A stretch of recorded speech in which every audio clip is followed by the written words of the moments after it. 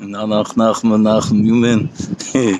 This is a video is to talk about the true secret of NaChMaN.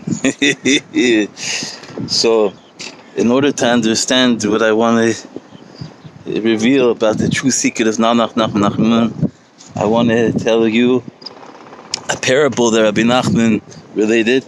It's not accessible to everyone because it's in editions that are only printed in select volumes. This is in MAyUMaN, the life of Rabbi Nachman, in an extra edition 77. So Rabbi Nachman told over a parable of a country that had a certain practice that every 3 years they would take a new king. How did they do it? They went out to the field, and the first person that they encountered, they would make him king. Didn't make a difference whether he was blind or lame. That would be the king. So one time they went out, and they met the first person they saw was a beggar who was drunk. He was out cold. So they took him with great honor to the palace, the royal palace. They took off his clothes, they put on the royal clothes, and they anointed him. They made him king of the kingdom. And he was drunk, out cold, and he slept. When he woke up, he sees that he's in the palace, and he's wearing the royal clothing, and there's the royal band is performing for him, and he was in great wonderment whether maybe he's dreaming. The last memories he had, he was out in the garbage in the Bowery. So he hit his finger. He snapped, I guess it means snapped, to see whether he's dreaming, and he sees that it's not a dream. So he's beginning to think that he's truly the king. Just what he thinks that he was a beggar, that's the dream. The reality is he's the king. But then he remembered that not too long ago he had this fight with another beggar, and he got a bruise from that fight. So he checks to see if the bruise is there.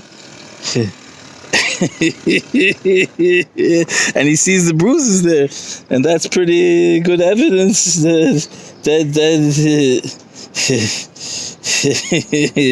can't be both a dream. So he was very confused. So he came to a new idea, a new way to figure it out. He's going to go to the other house where there's books, and he'll see if he understands the books. Then that's the sign that he's truly a king. And his memories of being a beggar, that's the dream. And if not, if he doesn't understand the books, then he doesn't know. So he took the books, and he didn't understand what's written in them. And he came to the conclusion that the truth is that he's the king. And that which he doesn't understand, the books, because no one understands them. Because the books are just like an ornament. They're just decoration. No one understands them. He's the king. End of story. So, Rabbi Nachman concluded that this is the way of the Meforsamim Shel Sheker, the famous rabbis, of fraudulent rabbis. They see that they have all this honor, and they don't understand why. And they get confused. Are they really such important personages? Or is it a dream? It's all make-believe. And if it's really true that they are such important personages, how come they don't understand anything? How come they don't have real asagos? They don't really have true conception of God.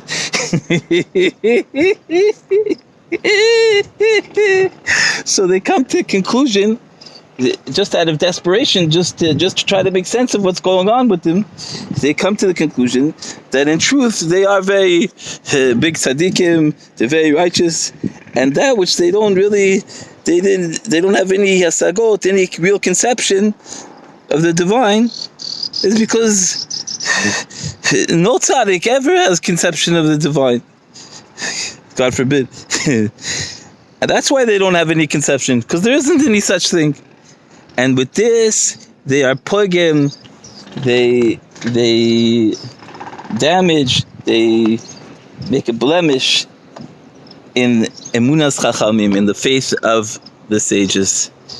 That's all published. And this I understood a few years ago.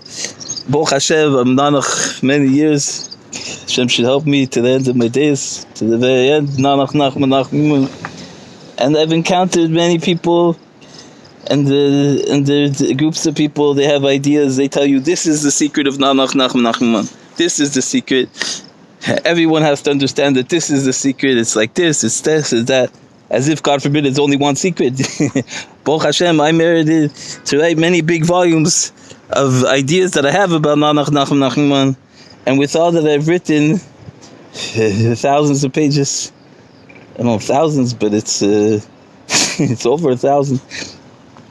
I don't think I touched the surface of external, superficial understanding of NaChMaN.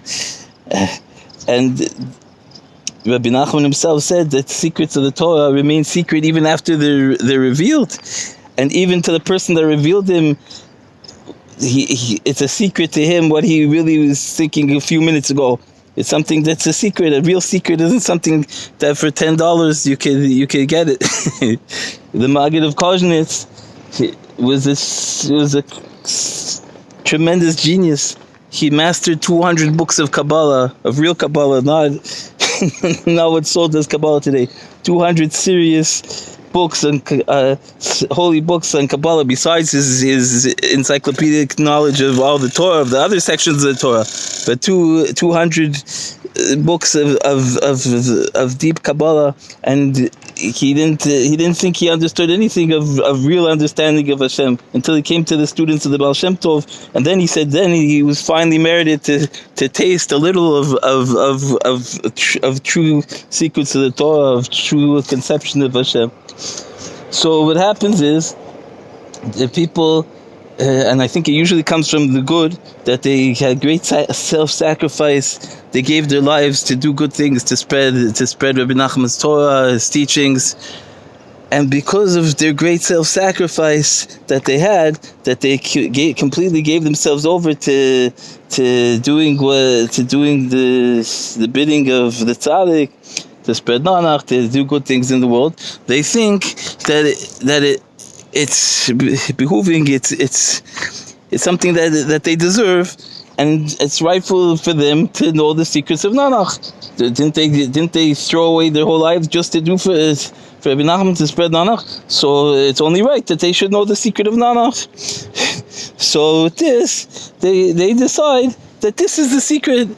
Because if this isn't the secret, then they don't know nothing. So they take some type of idea, that they have some type of notion that works for them, and they decide that this is the secret. And with this, God forbid, they are pogim, they make tremendous damage and they ruin the whole concept, the whole importance of emunas chachamim, belief in the sages, belief in the secrets of the Torah, that a person can really merit to, that we should merit to with Hashem's help. We should merit. And they basically say there isn't such a thing, because the real secret is some puny little crazy idea that they had, which isn't a sword. It's not a secret. It's something that's lunacy. And they say that is the secret of the Torah. And this is almost exactly, it's a little different, but it's basically the message of this amazing parable that Rabbi Nachman gave over. So we shouldn't get stuck, chas v'shalom, in our own little ideas, our own puny imagination and conceptions, and think that we deserve this or that. We should merit to always abnegate ourselves completely to Hashem, to the Tzaddik, and whatever we merit, we should merit in truth and not settle for anything but the absolute truth, the absolute secrets of the Torah, and with great joy and happiness. NaChMaN, MAyUMaN. NaCh.